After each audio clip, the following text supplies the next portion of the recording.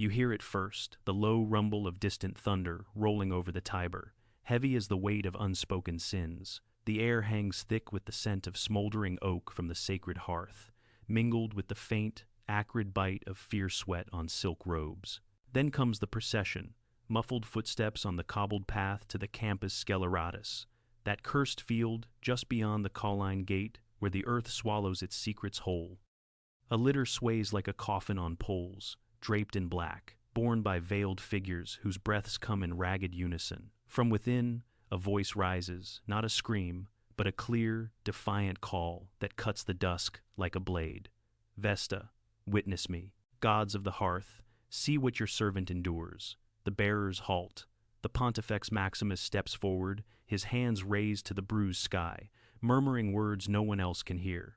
The litter opens, and there she stands, tall, unbowed, her white stola catching the last light like fresh snow on marble. Cornelia, chief of the Vestals, her eyes burning with a fire that mocks the one she tended for decades. They lead her down the stone steps into the dark chamber below, a lamp flickering just long enough to reveal a bed of straw, a jug of water, a loaf of bread, tokens of false mercy. She turns to the executioner, rejects his hand with a sharp recoil, frees her trailing hem herself. The latter withdraws. Earth tumbles in, sealing the vault. Silence falls, broken only by the patter of soil, like rain on a grave. But as the last shovelful settles, her voice echoes up one final time. Caesar calls me impure? I, whose rights crowned his triumphs. The crowd shifts uneasily. Whispers spread like smoke. What madness grips the palace on the Palatine? And why, in the heart of Rome's eternal order, does the ground now hide a living saint? What follows pulls no punches. Accusations of forbidden rights, twisted desires cloaked in divine duty, and a punishment older than the Republic itself, burial alive. These events, drawn from ancient ledgers of power and peril, unsettle. They speak of bodies claimed by the state, of purity perverted into peril. If the weight grows too heavy, pause here, step into the light. For those who remain, we unravel not just the horror, but the machine that forged it, a web of emperors, priests, and whispers that turned sacred vows into sentences of suffocation. This isn't mere cruelty. It's the anatomy of control, etched in the forum's stones and the Vestal's unyielding gaze. From the hook's chill grip, pull back now to the sprawl of Rome, in the late 1st century, a city of 60,000 souls crammed into 14 districts, its hills crowned by temples that pierced the smoke-hazed sky. The Flavian dynasty had just clawed its way to the throne after the chaos of 69, that year of 4 emperors when the empire nearly bled out from civil war. Vespasian, a grizzled general from the Sabine Hills, had stabilized the realm with coin and concrete, aqueducts snaking from distant springs, the Colosseum rising like a stone colossus from the drained lake of Nero's folly. His elder son, Titus, ruled briefly, a golden interlude of mercy and plague-burdened processions. Then came Domitian, Titus's shadow brother, the overlooked youth who had skulked through the palace corridors while his family seized glory. Ascending in 81, he inherited an empire vast as the Mediterranean's blue arc. From rainy Britannia to the sun-baked sands of Judea, Gaul's misty forests to Egypt's Nile-fed granaries. But beneath the triumphs lurked fractures. The Senate chafed under clipped wings, legions grumbled over stalled conquests. Whispers of plots slithered through the Subra's taverns like rats in the sewers. Rome wasn't just a capital. It was a machine, oiled by ritual and fear, and at its core burned the eternal flame of Vesta, tended by 6 priestesses, the Vestal Virgins, whose chastity bound the city's fate to the gods' favor. This wasn't random savagery. This was a machine grinding against its own gears. Domitian didn't wake one dawn craving blood. He was forged in the forge of neglect. Born in 51 to Vespasian's modest household, his mother, Flavia Domitilla, dying young, leaving him to nursemaids and echoing halls, he watched his father and brother march to victories while he played the dutiful spare. During the 69 revolt, as Vespasian's legions proclaimed him emperor from the east, Domitian huddled in the capital, dodging Vitellius's assassins by scampering through a servant's quarters. Barely 20, he emerged pale and trembling, hailed as Caesar's son, but the trauma stuck like soot in a flue. Paranoia bloomed early. A fire in 64 that razed much of Rome left him orphaned in spirit. Convinced enemies lurked in every shadow. Vespasian, ever the pragmatist, sidelined him consulships as consolation prizes. No real command. Titus, the favored heir, shone too brightly. Domitian simmered in the margins, penning verses no one read, dreaming of a stage that would one day be his alone. Then, in 79, Vesuvius erupted, a mountain's fury that buried Pompeii under ash, a cataclysm that drowned Titus's brief glory in grief and logistics. When Titus fell to fever in 81, perhaps poisoned by the very brother who mourned him publicly, Domitian stepped forward, not as healer, but as hammer. He rebuilt. The Palatine Palace expanded into a labyrinth of porphyry halls. The Flavian amphitheater Colosseum, to us, echoed with cheers for staged hunts. Borders hardened. Dacian wars brought gold from the Carpathians. Yet the Senate saw a tyrant in waiting. He titled himself Lord and God, demanded prostrations from envoys, and filled the treasury by squeezing provincials dry. Moral reform became his banner, a bid to outshine his father's frugality, to paint himself restorer of Rome's ancient virtues. But virtue, in Domitian's hands, twisted. Informers delatores proliferated, rewarded for tales of treason or vice. Trials bypassed the forum's open air. Verdicts arrived by imperial whim. The Vestals, those untouchable guardians of the hearth, became his litmus test. Their fire hadn't just warmed rituals, it symbolized Rome's unblemished core. Extinguish it through scandal, and the empire's luck might flicker out. Domitian, ever the architect, saw in their purity a mirror for his reign. Tarnish one, cleanse the realm. But what started as theater curdled into terror. And in that shift, a single spark. A knight's false oath in the summer of 83, igniting the pyre that would consume the sacred order. The forum basks under a July sun that turns marble to fire. Marble columns of the Basilica Julia gleam like bleached bones. Merchants hawk figs and garum from stalls edging the sacred way. At the heart stands the Temple of Vesta, round as the Earth Mother's hearth, its pediment carved with acanthus scrolls, that whisper of eternity. Smoke curls from within, fed by splinters of sacred wood. No iron tools ever scarred these walls. Here dwell the Vestals, 6 women, chosen at 6 from noble families, sworn to 30 years of chastity, toil, and teaching. Their days unfold in measured grace. Dawn sweeps the temple floor. Midday mixes spelt for offerings. Dusk renews the flame with whispered prayers. They wear white wool fillets binding their hair, stolas flowing like milk rivers, faces veiled against the world's gaze. Power clings to them like incense. Best seats at the games, where chariots thunder past in a blur of dust. The right to own land, when even senators' wives could not. A touch that could halt an executioner's axe mid-swing. Rome revered them as bridges to the divine Vesta's flesh on earth. Her fire, the city's pulse. Break that vow, and the bridge burned. Incestum, they called it. Not mere adultery, but cosmic pollution. A stain that could topple legions or sour the harvest. Enter Cornelia, not yet the condemned, but the Virgo Maxima, chief among them, her 30th year dawning like a promise kept. 35 summers old, daughter of a consular house from the Via Sacra's shadows, she had entered the order as a child, her father's proud gift to the gods. Tall and resolute, with eyes like polished onyx that missed nothing in the hearth's glow, Cornelia moved through Rome with the quiet command of one who held the city's luck in her palms. Before the veil, she might have wed a praetor, born heirs to echo in senatorial debates. Instead, she chose, or was chosen, for this cloistered sovereignty. No husband's claim, no children's cries, but the weight of rituals that steadied the Republic's ghost in imperial guise. Mornings, she led the others in libations, pouring wine that steamed on hot coals, invoking Vesta's aid for the emperor's campaigns. Afternoons brought petitioners, a trembling legate seeking absolution for a battlefield oath broken, a widow veiled in grief, begging the Vestal's intercession to free her son from chains. Cornelia listened, her voice steady as the flame she guarded, dispensing mercy or mystery with equal poise. Evenings, alone in her chamber off the atrium, simple as a nun's cell, with a palette and a shelf of scrolls, she pondered the stars through a high grate, wondering if the gods envied her freedom. She was no fragile icon.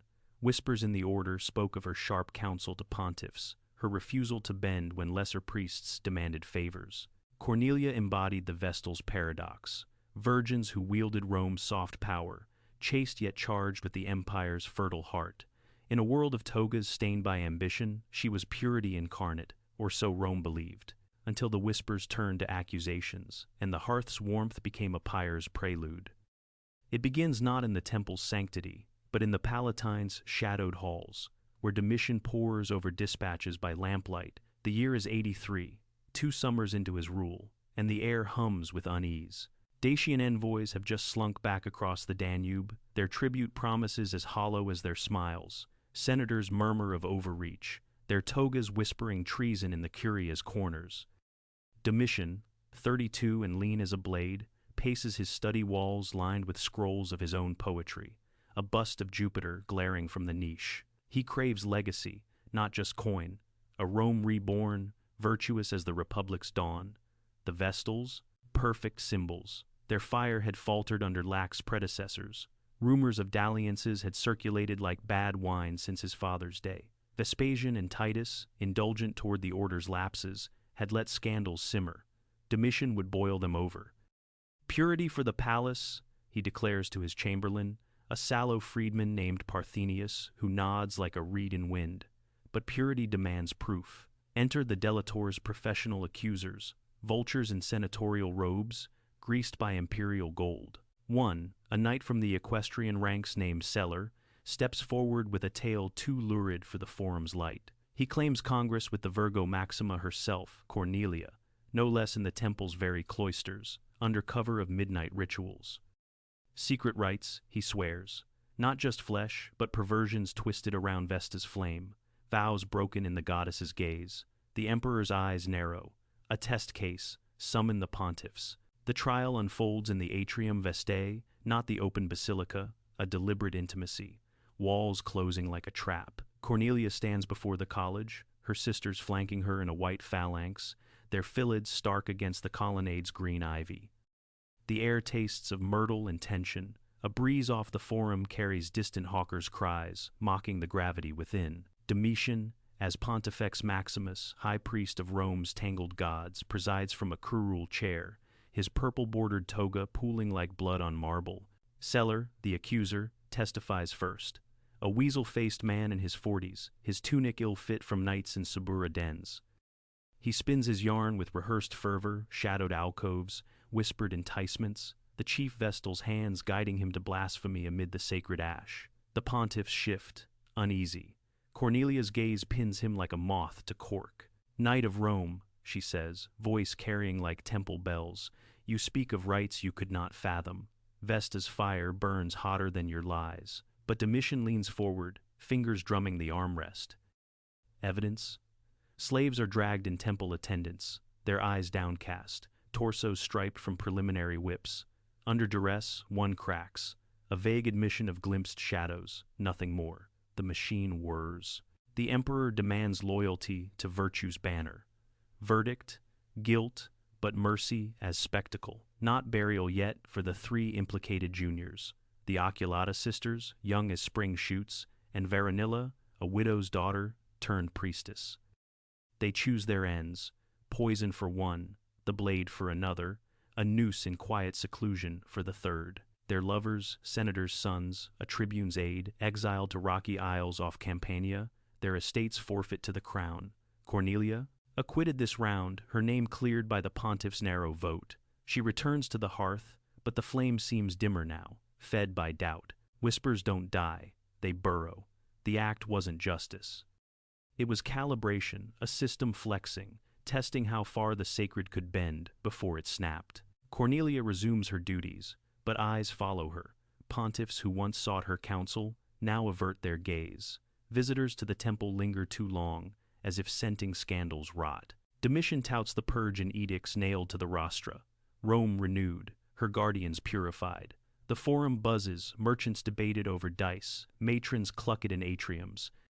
One parallel echoes faintly even now: modern inquisitions, where accusations of moral lapse cloak political knives, turning holy orders into scapegoats. But that spring of 83 fades into routine. The Dacians raid again. Domitian marches north, leaving Parthenius to mind the machine. Cornelia tends the fire, her hands steady, but in quiet hours she traces the scars on her stola where the litter's pole once brushed too close. The system hums on, innocent of its next turn. She has 7 years left in service. She doesn't know it yet. Shift now to the executioner's view, not Cornelia's unbreaking poise, but the grunt's grim routine, the man whose hands have sealed more vaults than he can count. Call him Lucius, a faceless lictor from the Colline slums, his back broad from hauling stone, his palms calloused from ropes that bind the undeserving. 7 years on, in 90 Domitian's 9th as emperor, the summons comes again. The Palatine's corridors feel tighter, air stale with the emperor's growing suspicions. Whispers of plots multiply. A senator's jest about bald Nero Domitian's pat shines like a cue ball, a legate's delayed tribute from Gaul. The delatores feast on it, and Celer, that night from 83, spared then for his utility, returns with a sequel. Older now, his face etched with vice's map, he swears renewed trysts, not just one night, but a web of secret rituals, Cornelia luring him back to the temple's depths for offerings that mock Vesta's law. The machine escalates. Pontiffs convene at Domitian's Alban villa. Far from Rome's prying eyes, no forum spectacle this time, just imperial edict as law. Cornelia, absent, condemned in her defense. Lucius waits in the antechamber, polishing his spade, as the verdict rolls out like thunder over the lake. Her lovers, Celer, and 2 others, a praetor and a scribe, named in the charge. The praetor confesses early exile, a mercy. The rest, flogging in the comitium, rods whistling through air thick with jeers. From Lucius's perch, the spread feels mechanical, gears meshing without mercy. Word of the purge ripples outward. Not just Vestals, but echoes in the provinces. In Hispania, a priestess of Ceres faces similar whispers, her temple's grain stores inspected by imperial agents. Gaul's druidesses, once tolerated, now report to legates schooled in Roman virtue. Incentives drive it. Delatores earn 1/10 of seized estates. Pontiffs curried favor with the purple. Whole priesthoods empty, not by blades, but by quiet resignations. Families withdrawing daughters from sacred service, lest the net snag them next. Lucius sees the human tally in glimpses. A village near Nemausus, its hearth mistress shunned after a false rumor, her kin scattering like chaff. Numbers blur into faces, nearly a score of holy women sidelined across the realm, their fires dimmed or doused. He travels the Via Appia now, hauling supplies for border altars, overhearing legionaries' tales. The emperor's cleansing the god's house, lads. Best keep your own roofs tight. But in quieter moments, pausing at a roadside shrine, sharing bread with a Gothard irony creeps in. That Gothard's wife, widowed young, tends a local flame in Vesta's name, her hands rough as Lucius's own, her stories of hearth tales unchanged by palace edicts, beauty amid the grind, wild thyme blooming defiant along the ditch, a reminder that some fires no emperor can stamp. Lucius shoulders his pack, trudges on. The machine grinds, but the world breathes. Cornelia's fate? It waits like a storm on the horizon. He wonders if she'll call on the gods again, and if they'll answer. Time slows as the procession reforms, 8 years heavier with dread. The forum's autumn light slants gold across the rostra, where Cicero once thundered. Now it gilds the faces of onlookers, a mix of senators in wool cloaks and plebs in tunics patched with hope. The litter bears Cornelia once more, but no choice offered this time, Domitian's whim hardened to iron. She emerges at the Colline Gate, the cursed campus stretching barren under leaden skies. Earth smells damp, turned by recent rains. Distant thunder mutters threats. The pontifex, an aged priest with trembling hands, recites the formula, his voice cracking on the gods' names. Cornelia dismounts, her stola whispering against stone steps slick with moss. No plea now. Her eyes scan the crowd, locking on a familiar face. Pliny, the younger consul from Comum, a scholar-poet who once debated philosophy in her atrium. He stands rigid, toga clutched like a shield, his letters later confessing the scene's stain on his soul. She fell with decency, he'd write, as if even death must honor her. The vault yawns below, a chamber 10 feet square, walls rough-hewn, a lamp's glow painting shadows like accusing fingers. Straw scatters the floor, the jug and loaf wait, mocking sustenance. She descends the ladder alone, each rung a echo of her 30 years' childhood's caprice, youth's vows, maturity's quiet command. At the bottom, her robe catches.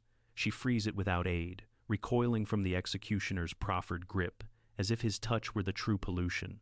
The ladder lifts, soil cascades first a patter, then a roar, blotting light, muffling sound. Her final cry pierces. What triumph did my rights not crown for you, Caesar? Then nothing. The surface levels, footsteps recede, Pliny turns away, bile rising, vowing to etch her innocence in ink. The climax cracks, not in the burial's hush, but in its ripple, a fault line through the machine. Celer, her chief accuser, meets his end in the comitium days prior, rods rising and falling, his screams fracturing the air. What have I done? Nothing, until silence claims him too. The crowd, expecting catharsis, feels only chill. Senators exchange glances.